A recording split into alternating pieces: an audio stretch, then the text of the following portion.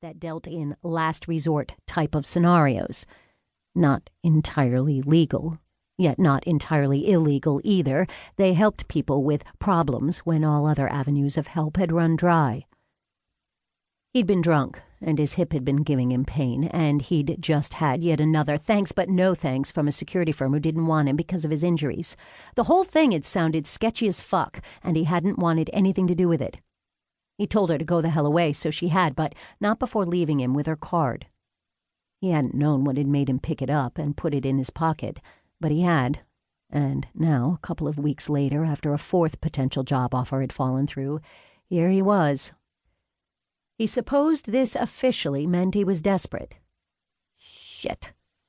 Since recovering from that fucking grenade attack, he'd spent 6 months trying to find work and failing, so maybe desperate was exactly what he was.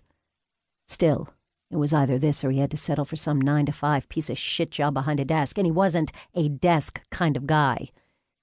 He was a Marine, military, through and through, and even though he didn't wear the uniform these days, that didn't mean he'd stopped being a Marine. He'd be one till his dying day. Laughter and shouting sounded behind him as the evening crowd began to get rowdy. The 2 restaurants on either side of the bar in front of him had tables that spilled out onto the sidewalk, and they were full of loud groups of people, obviously having fun. A pedicab went by carrying a couple of drunk guys who were shouting and waving at people. A crowd of girls went past him, one of them smiling at him. Then, as she caught sight of his scars, her eyes widened in shock. Ignoring her, he pushed open the door to Mac's bar and stepped inside. The interior of the place was as run-down and seedy-looking as the exterior. Stained carpet, battered wooden tables and chairs, booth seats covered in cracked red vinyl along one wall. There was a TV above the bar with a football game on and several old guys sitting on bar stools watching it. It smelled of spilled beer and cigarettes, and apart from the old guys at the bar, it appeared deserted. Then he noticed a tall, slender woman behind the bar. She had thick, brown, curly hair held back in a low ponytail, and there was a slightly suspicious expression on her sharp, pointed face, not exactly a good look for a bartender. "What can I get you?" she asked as he approached her, her hazel eyes narrowing. "Nothing." Jack figured he might as well get straight to the point. "I need to talk to Faith Beasley." The woman gave him a measured look. "Who's asking?" "Jack King." Her gaze lingered on his scars. "Give me a second," she muttered, and before he could say another word, she turned and disappeared through a doorway behind the bar. He waited. On the TV, someone scored a touchdown, and the old men grunted their approval. Christ, what the fuck was he doing here? He was grasping at straws, that was for certain, and he hated the feeling.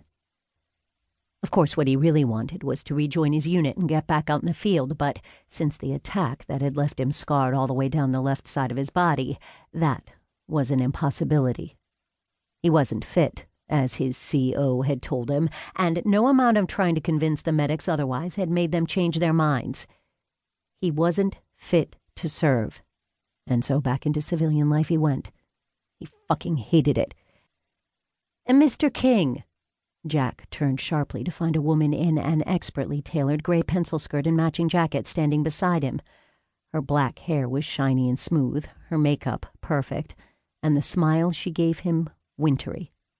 She looked like a high-flying New York lawyer rather than a recruiter for a shady ex-military operation, and definitely out of place here in this bar. "Yeah," Jack said, "so I'm here." "Indeed you are," said Faith Beasley, the woman who'd shoved her card into his hand a couple of weeks earlier. "If you'd follow me, please, I'll introduce you to the rest of the team." "You don't seem all that surprised to see me," Jack commented as she led him through the same doorway the woman behind the bar had used earlier. "I'm not. I knew you'd turn up, eventually." They were moving down a dimly lit corridor, a heavy-looking door at one end. "How did you know that?" Jack asked as Faith stopped in front of the door, pausing to press her thumb to the keypad on the doorframe. The sound of a lock turning echoed. She put her hand on the door handle and pulled it open. "You're a Marine, with no unit. Of course you'd turn up, eventually."